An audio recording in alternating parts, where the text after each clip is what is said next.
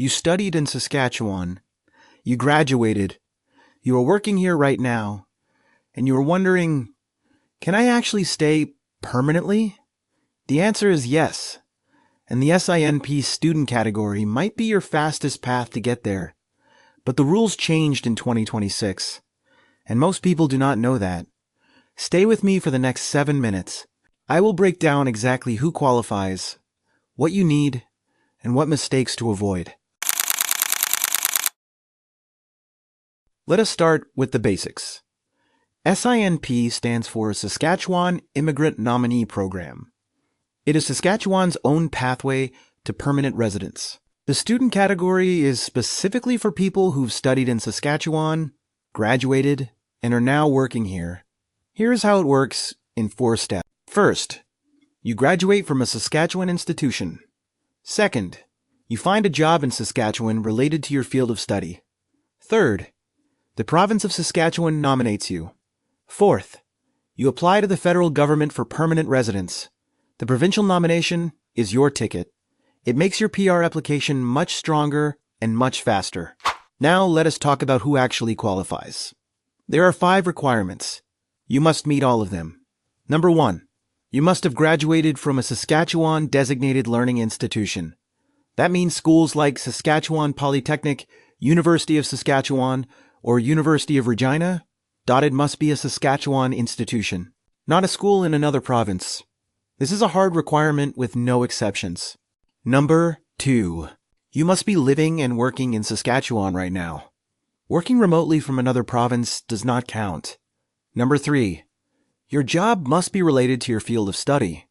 If you studied healthcare, your job needs to be in healthcare. The connection must be clear.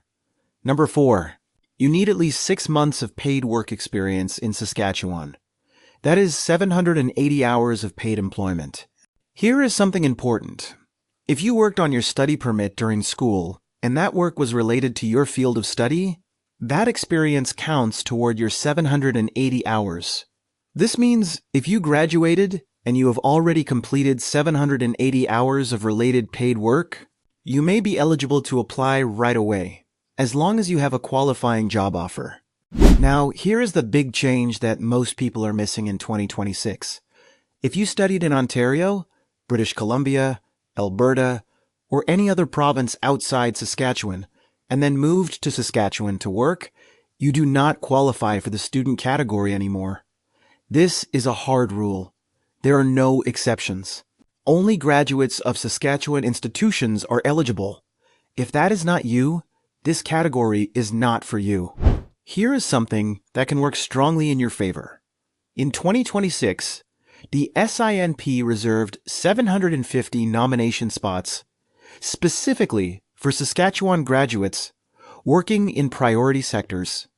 Those sectors are healthcare, agriculture, skilled trades, energy, mining, manufacturing, and technology.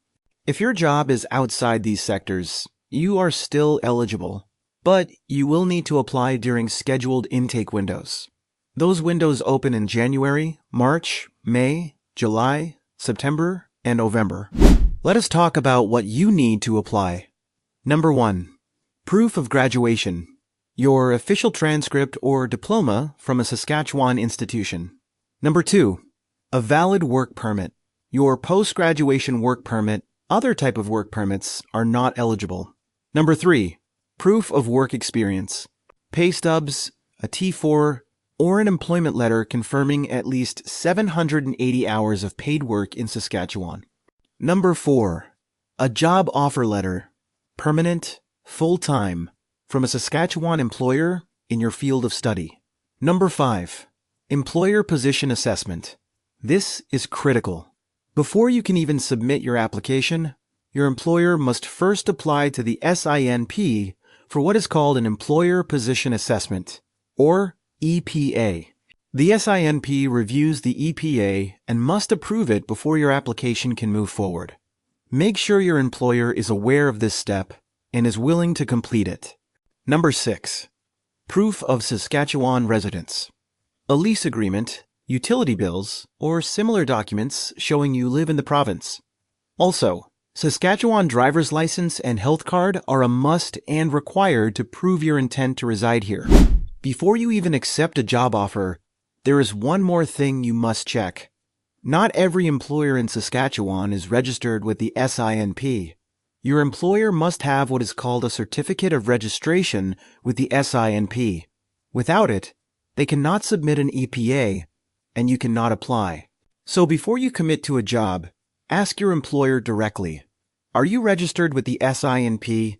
Do you have a certificate of registration, or it's sometimes called COR? If they are not registered, it does not mean the opportunity is gone.